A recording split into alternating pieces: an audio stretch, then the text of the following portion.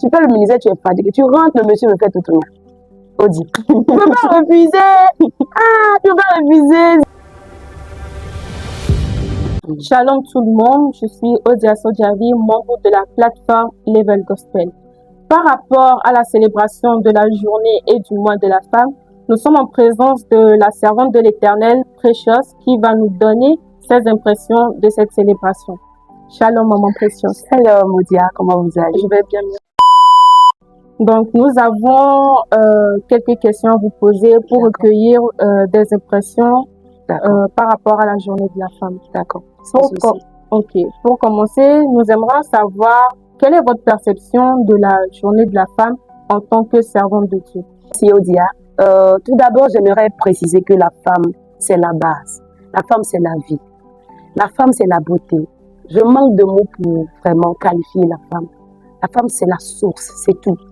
Donc, le 8 mars, c'est bien de choisir une date pour célébrer la femme, mais je peux ajouter qu'il faut célébrer la femme chaque jour parce qu'elle est tout.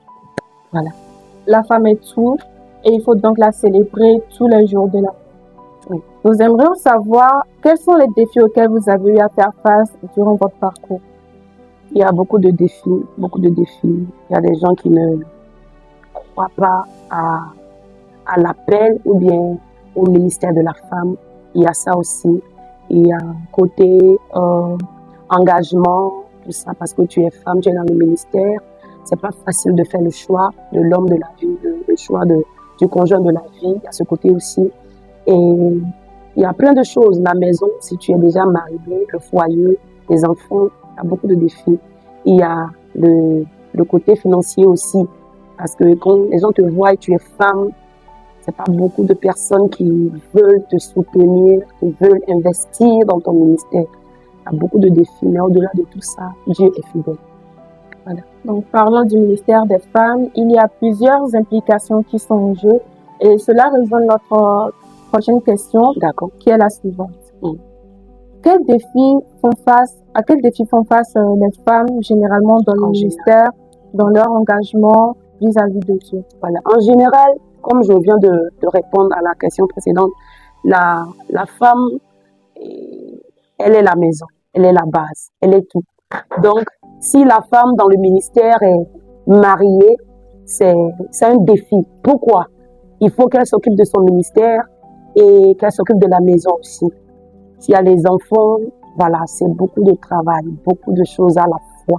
Il faut l'énergie, il faut le mental. C'est beaucoup de choses. Tu descends de l'hôtel, tu es fatigué. Tu fais le ministère, tu es fatigué. Tu rentres, le monsieur me fait tout tourner. Odi. Tu ne peux pas refuser. Ah, tu ne peux pas refuser. C'est ton devoir. Tu dois accepter. Hein? Sinon, il y a les Égyptiennes qui sont dehors pour prendre ton mari. Et au-delà de ça aussi, il y a ce côté, il y a des femmes qui sont dans le ministère, mais qui investissent, qui font l'entrepreneuriat, qui travaillent à côté, qui ne sont pas appelées en plein temps. Donc, il faut vraiment que tu sois une femme de principe, que tu sois vraiment tacte dans tout ce que tu fais, que tu ne gaspilles pas le temps pour pouvoir, voilà, tout doit être programmé pour ne pas, voilà, laisser quelqu'un, voilà. Et il y a aussi ce côté où, quand tu es sur l'hôtel, tu es dans ton ministère, tu as l'autorité, mais quand tu es à la maison, il faut balancer les deux. Tu es sous ton ombre, il faut l'humilité, il faut la soumission, voilà. Donc, il y a tout, ça dépend des femmes de Dieu, des appels et tout, mais en général, il y a ces points-là que je peux citer. Ok, merci beaucoup. Donc, en résumé, il y a plusieurs enjeux, tant du côté du ministère, du côté du foyer et du côté professionnel. Oui. Selon vous, comment l'Église peut-elle valoriser ou soutenir les femmes engagées dans le ministère? Tout d'abord, l'Église, bon, je veux dire merci à Dieu parce qu'aujourd'hui, l'Église a compris que la femme est un instrument que Dieu peut utiliser. Je ne vais pas nier. Les années passées, on ne peut pas. L'Église n'a pas accepté. La majorité des personnes n'ont pas accepté que la femme peut être utilisée par Dieu. Mais aujourd'hui, on a compris. Et beaucoup de personnes soutiennent. Maintenant, je veux dire merci à toutes ces personnes. Voilà, entre parenthèses. L'Église doit croire en l'appel de la femme. L'Esprit de Dieu a été relâché sur tout être humain, toutes les chairs. La Bible a dit toute chair. n'a pas dit tous les hommes, tous les enfants, non, tout chair. Donc la femme aussi, elle a la chair. Alléluia. Donc, on doit tout d'abord accepter l'appel de la femme dans l'église.